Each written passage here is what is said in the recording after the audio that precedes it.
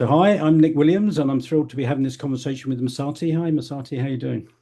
I'm doing fantastic, Nick. Great, great. Well, I've done, work with you over the last decade, I think, and increasingly over the last couple of years. And Mhm.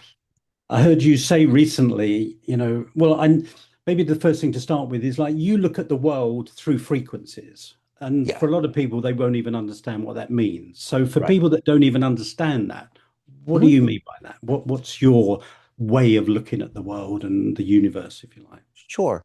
I'm more, Nick, through the near-death experiences that I've had, starting to see the underlying patterns or the underlying architecture of how this reality creates itself. So when I say, looking through frequencies or through brilliance, is a lot of people look at, say, the form, what's already happened in time, what's already been created, the symptoms, basically.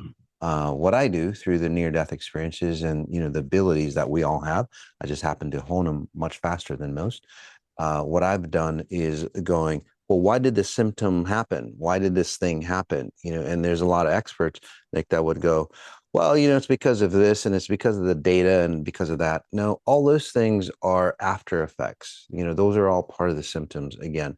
So what I did was start to see the underlying structure on how things relate or how things come into form.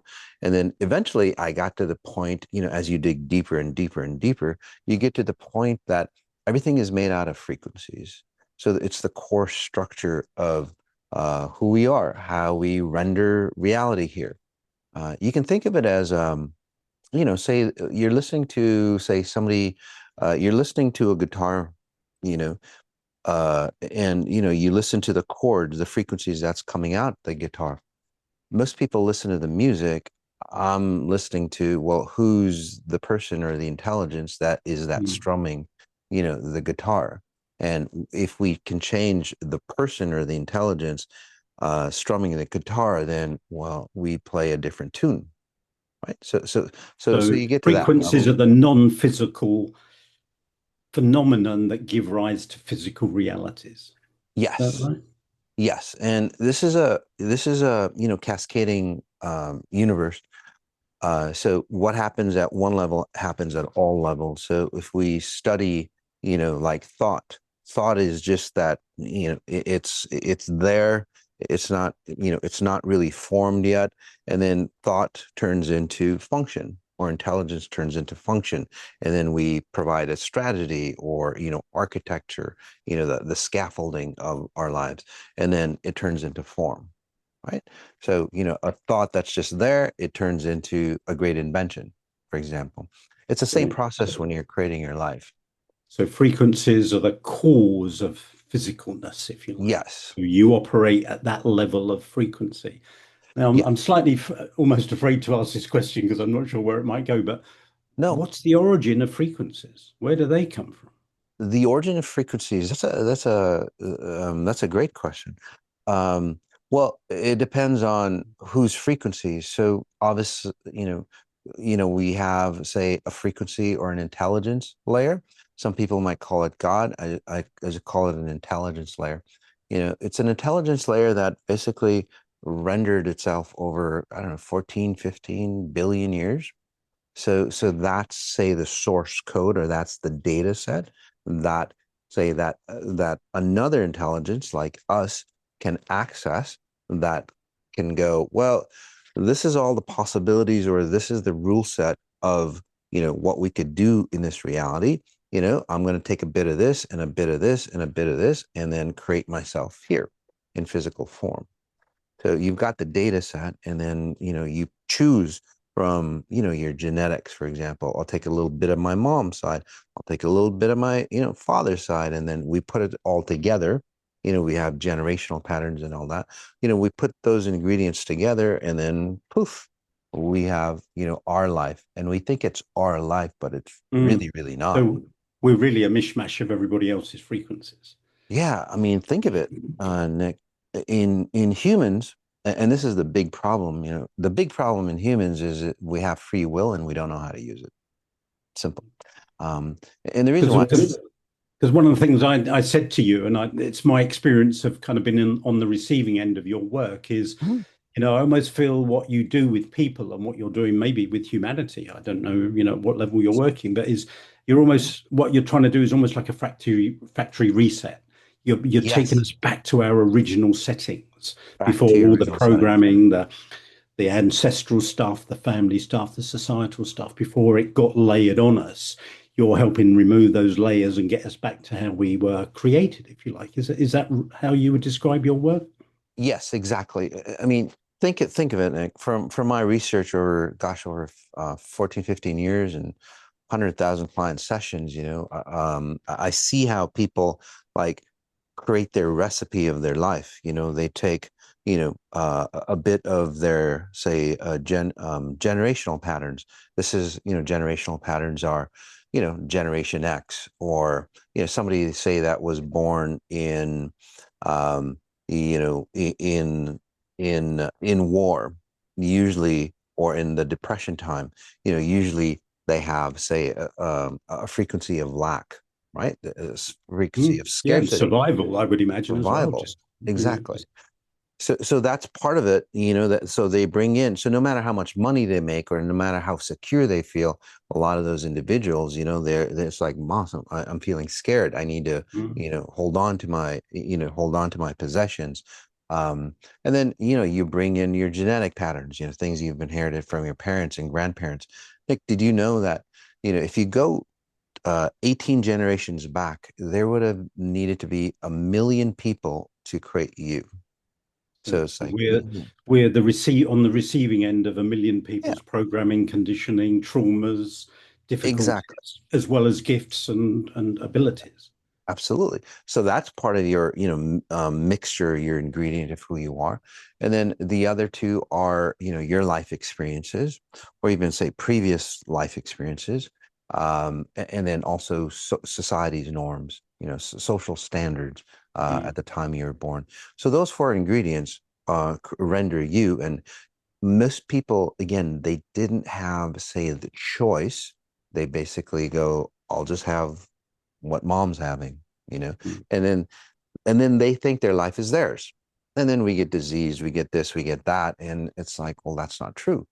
And what, like you said, the factory reset is like, I take you back to that moment and you start to choose, like even you have. It's like, wait a second, I don't need my mom's disease anymore. I don't need, the generational patterns, so you get to pick and choose. So it gives you back that free will to Mm. reset who you are. I've certainly had that experience with you. It's like you Yeah. open up those possibilities, but it's Yeah. for us to choose those Mhm. possibilities and leave our old selves behind and move into our new selves. Great. Yes. Part of what, the reason I wanted to have this conversation with you, Hmm. is one of the things I've always been fascinated by is an idea that not many people have adopted, which is I think the highest purpose, if you like, of leadership is to Oh, inspire the brilliance in people. And yes. and I've met a few people who do intend to do that and do it to the best of abilities and do it quite well. But Yes. a couple of weeks ago, I can't remember what it was I was listening to you of yours, but you said Mhm. brilliance is a frequency. Yes. And I just love that idea. If like brilliance is a frequency, Yeah. um, where is it? How do we get hold of it? How do we clear the barriers to it? Mhm. Because don't all of us ultimately want to be in our brilliance? Yes. So brilliance is a frequency, or you're talking about leaders as well, and I think leaders, whether they're your parents, or whether they're your bosses, or or your founder or CEO. I work with a lot of founders and CEOs to bring back their brilliance, because they've been burnt out, or even political, the governors, the government, they should bring out, say, the brilliance in their people. But Mm. most of the time, almost all the time, they don't, because they haven't figured out, how to, say, create that brilliance in themselves. No, it's just got to start with us, isn't it? We've Exactly. got to be in touch with our own brilliance to be able to understand the process of helping draw it out of other people too. Eh, That's the way I No, see it. Absolutely. And this is where, if you followed the news, the Epstein files, they're great leaders, in all walks of life, but why are they on the Epstein files? You have to ask, in governance, in science, in spirituality and religion, in, the medical community, all those great leaders, should inspire us, but, and we wanted to say connect with them or be in that inner circle. But then we find out, the back end story, all the stuff that's happening on the Epstein files is like, whoa, you know, I don't want that, But Mm. you have to ask yourself, Nick, um, you have to ask yourself where, you know, if you didn't know about, say, the Epstein files, would you still want to connect to those circles? And I bet a lot of leaders would, just because of proximity, just because of connection. So Mm. a lot of leaders think that their brilliance or their wealth or their status is an outside source. And this is where they get into trouble. So they're Um, looking for something outside themselves to fill up some kind of gap in themselves. yes. And it's not, I'm not here for morality or anything like that, but it's just, for me, it's just basic physics. They, they let go of their brilliance so much that there wasn't anything left. So they think connecting to more money, more status, the next invention, the next takeover, the next whatever is going to bring them more brilliance. I mean, you're in the business world. Like, how many people do you see doing that? The next thing, the next thing, the Mm. next thing, and Mm. then they get old, right? Or they get close to their deathbed, and it's like, God, I feel empty. I have no brilliance. I have nothing left Mm. inside them. So They've spent themselves out rather than found themselves in the process. exactly. And this is what I teach a lot of high level, founders and CEOs is, wait a second, the brilliance exists inside you. You don't have to say sell yourself short, Mm. to achieve brilliance. And once you start to initiate and nurture that brilliance within, they take back all their resources. I call them time coins, actually. The time Mm. coin, the essence of who you are, right? Because that's what's, that's viable. That's, you can touch and feel it. um, so a lot of leaders, they don't know how to do that, and what they do is they lead by control, scarcity, and lack. Mm. Control, They dominate. sacrifice. They dominate people rather than draw the best out of them or control. Exactly. Just tell them what Exactly. to do. Yeah. Yep, because a lot of times, Nick, they've created mass amounts of fortune or fame, but they look in the mirror and they feel the emptiness on the inside and they feel the brokenness on the inside that they are. And a lot of times there's nowhere to go because they've done all that. They're at the top of their industry. In fact, there's a friend of mine now. He goes, Moss, I'm at the top of my industry, and I'm at I'm at a dead end. There's people who are climbing up the ladder. At least they have hope. I don't have hope because it's like I've done everything and I still feel empty, and that's why he was at my office. So we turned that around for him, and this is where he started to reconnect. This is where his health got a lot better. He's actually living, rather than they gave him like 8 9 months to live. Wow. This is where the family came back to him. This is where money or his success actually meant something of value. So So our essence and our brilliance never go away, but we end up, so many of us do end up feeling empty inside. So yeah. how do we start filling up again with the Mhm. essence of us and the essence of our Yeah. brilliance when we feel empty? How do we do that? Can we do Uh, that, or is that only kind of something you can help with? well, I accelerate the process for sure. For you, instead of taking, say, decades to figure it out, I can do it in, like what we've experienced in a very, very short time. Yeah. So most people, again, what they do is, they focus in on, say, if I go do this. So they focus in on the form. So through the process, if you start becoming aware of how that form is created, you Mm. start to see the structure. You start to see on why things happen. So if you start asking yourself, it's like, okay, why is this? Why is this thing? And why is this? Why am I feeling hollow inside? If you're a leadership, right? Why am I burnt out? I should, I've got the wealth, I've got all this, why do I feel, say, incomplete? So you start asking those questions, and Mm. and and and what you'll find out as you keep asking why, you'll start to get to the next layer.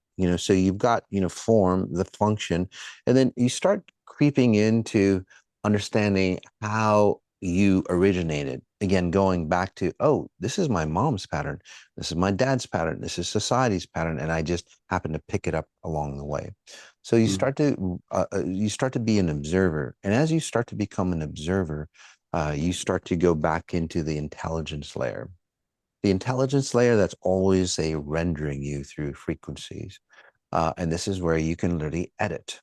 And just to get a little clearer, Nick, But on you can edit, but we can't edit ourselves, can we? Or can we? I you can edit it. It's just Is it having the awareness first to know that it yes, needs editing? Is that the first step exactly. in a way?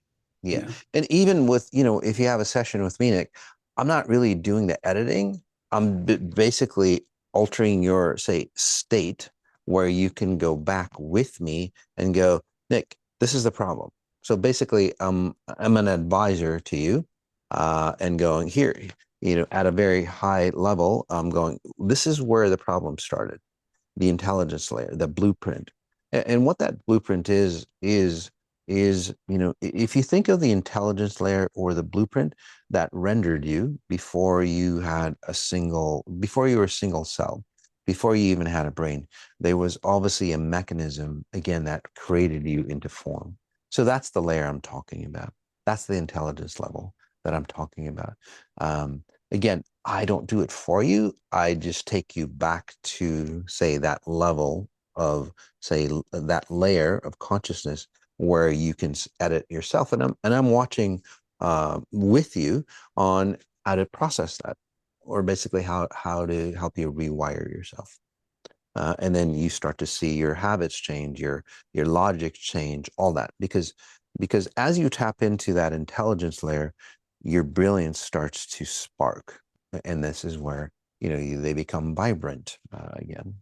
But it never went away. It was there all the time, wasn't it? No, it never goes away, but people do sacrifice their brilliance or Sure. their Because I was life going to say, happens.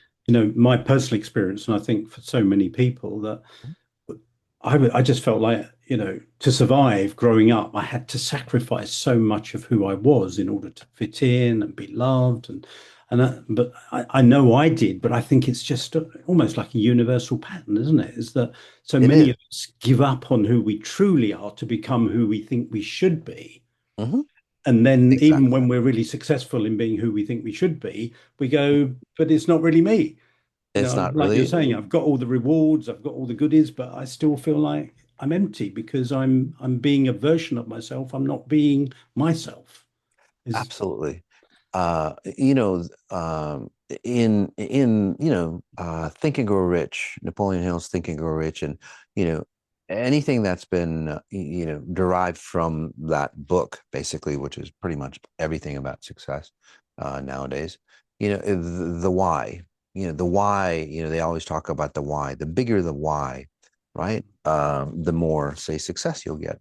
But there's an issue to that, Nick. When people go, I was, like from rags to riches. Because I'm poor, I am wealthy. Because I was abused, I am, wealthy or successful, or whatever. So basically, what they do is because of this, I am this. So they're basically running away from who they are. They didn't mm, fix who they are. They basically go, I don't want that. The more I don't want this, I can have this, mm, what I really want. But what they've done is like they've married the two identities together. So for example, again, I just work with straight, logic or math. Say you have 10 units of not liking your situation that you're in when you're a kid. That's where a lot of people do, when they're young, right? Gosh, Silicon Valley, all those, geeks or nerds back in the day, they were literally like outcasts. It's like, gosh, I'll show the world.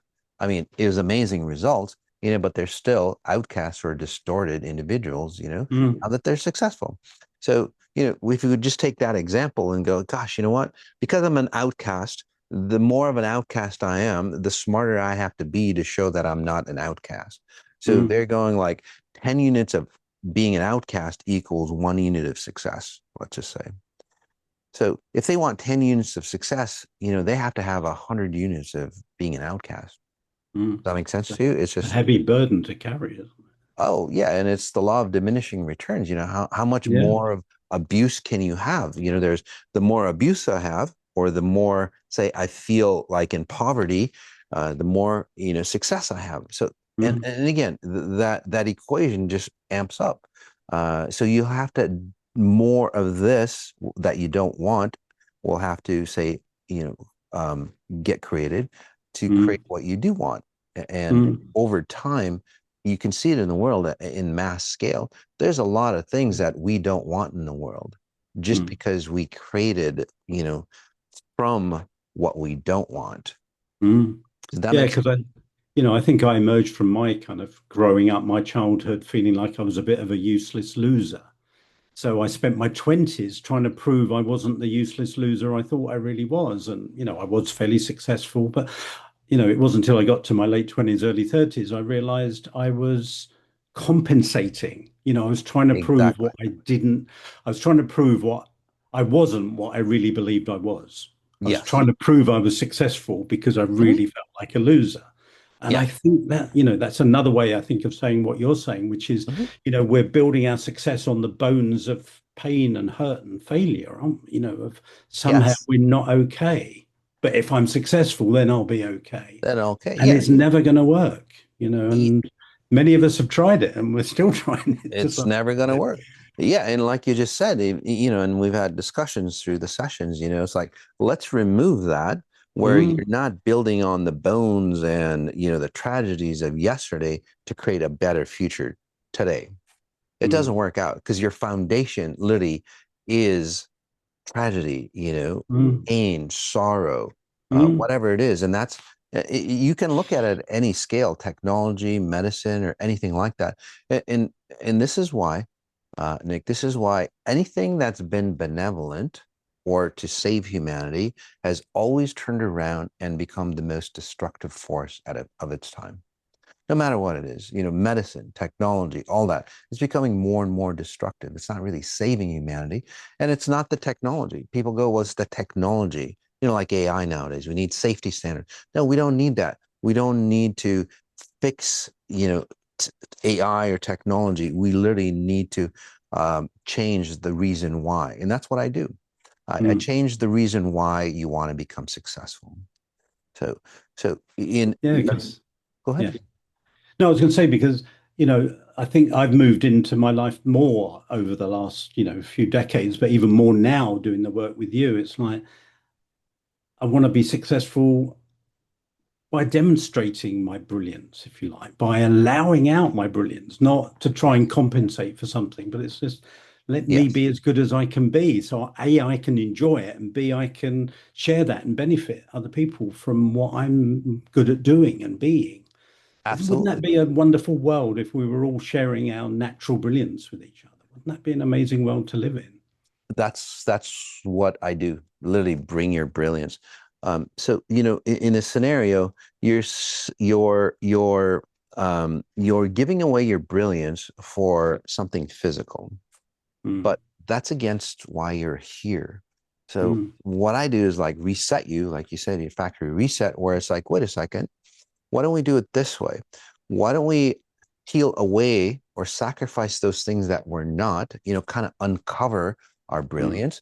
We shine better. We connect to a higher intelligence of who we are. We bring out better technologies. So in this case, you're not running away from something. You're actually going towards the possibilities mm, that we all mm, feel that we have inside, right? Especially when we're a little kid, right? We're limitless. And even as we grow up, it's like, if only, I can bring out my brilliance, right? mm, Or my possibilities, my talents. That's what it's about. So you peel away what's, the drag, what's holding you mm, back. You peel that away, you get closer and closer to your possibilities. And in this case, what you're saying, Nick, is that, gosh, you find more of who you are. more of your brilliance shows up. You get excited. You become wealthier in that case. So in this case, we switch the formula around. It's like the more I can sacrifice what I'm not, what's holding me back, the more brilliance I have, the more Mm, brilliance I have, the more success I have, the better health I have. All the four, say, pillars of of life literally start to merge together, and we become a whole being. great. And one of the things I've personally experienced, and I'm sure many of us have, is that sometimes people feel really threatened by our brilliance because it's Yes. like they've disowned theirs. So Yes. somehow it almost like I know it for me it has when I was younger, less so now, but almost like seeing somebody else being so brilliant makes me Yeah. feel hurt because it's like shit, Yeah. I was like that, but I'd lost it. Yes. So how do we kind of navigate when other people are trying to keep us down because somehow our brilliance Mhm. causes triggers their pain and their patterns? Right. A lot of times, what people do, especially when they're young, I see this in a lot of kids that I work with, their parents or society is like trying to suck, that Mm. brilliance out of them, right? Almost Uh, like use and abuse them, take their essence from them. oh, totally. And again, that's what's happening to um, the leaders or Hollywood, and all those people, right?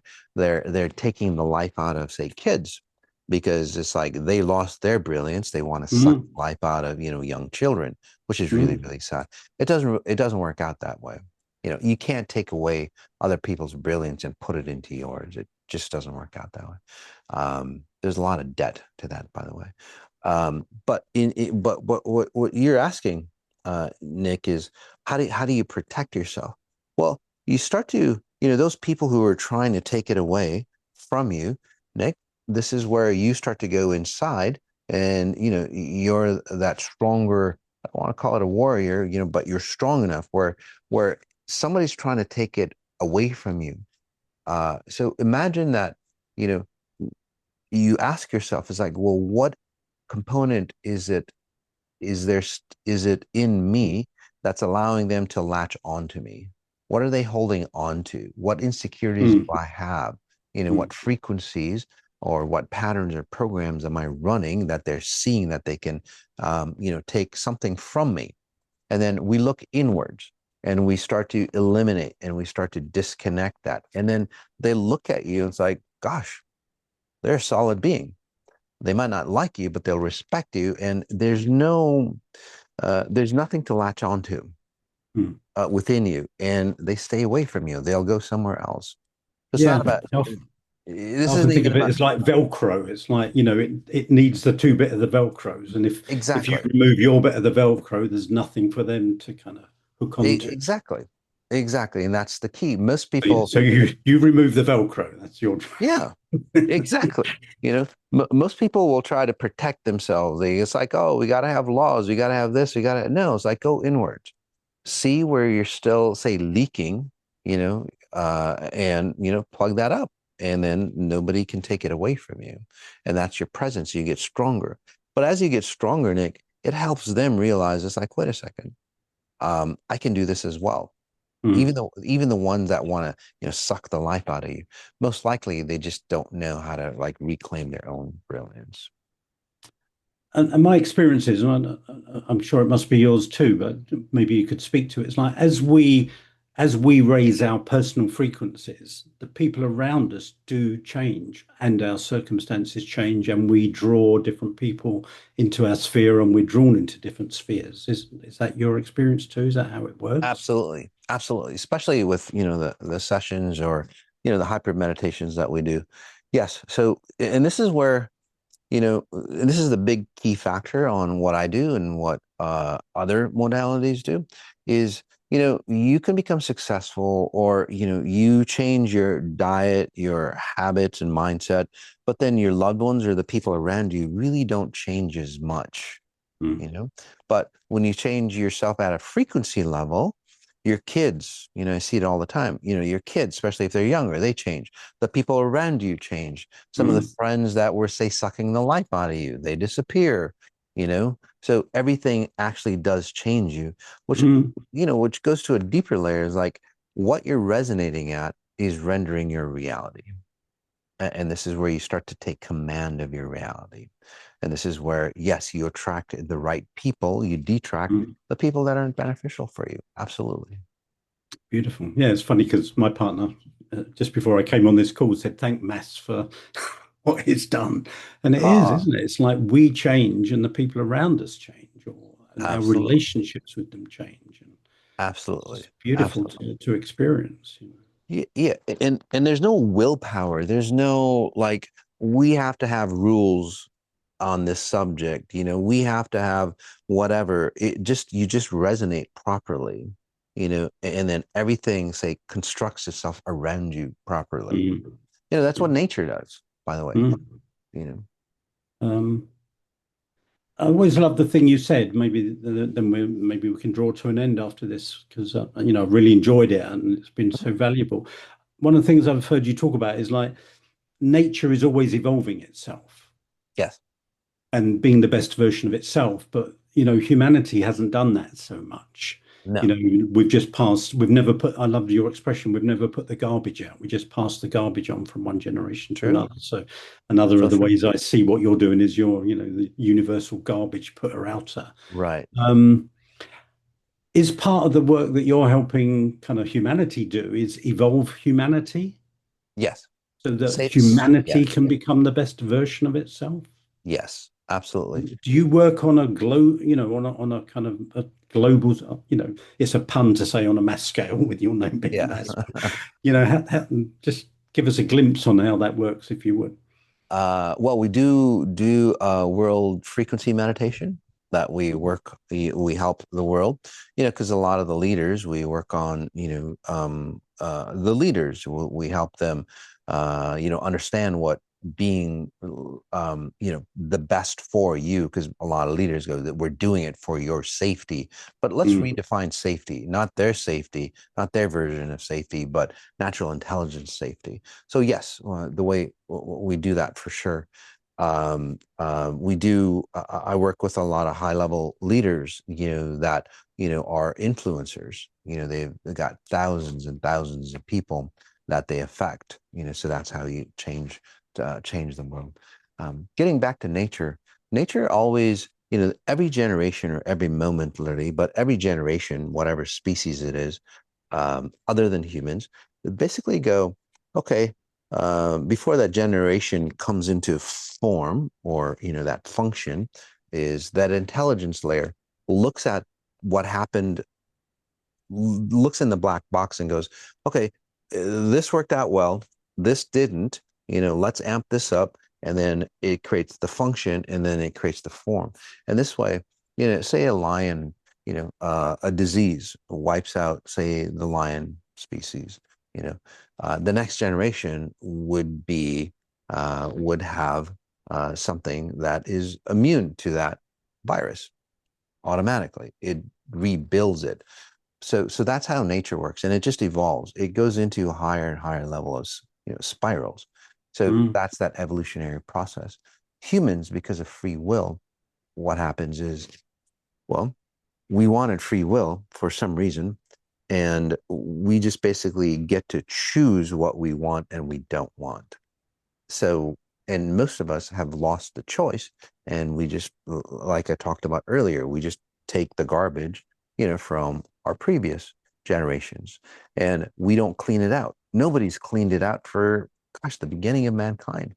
Literally, no. nobody's cleaned it out. When I first heard you say that, it was a bit of a shock, but I thought it feels true. It's like, Yeah. if a million people have gone into influencing me and you and everybody, it's like Yeah. we're carrying a lot of generational garbage. It's amazing we function as well as we do in many respects. Exactly. And our genetics, our say memory, are basically there's no more memory left. Because we've got so much garbage, we need to just Mm, like your computer, that we need to clean out. yeah, the We disc is need to. full.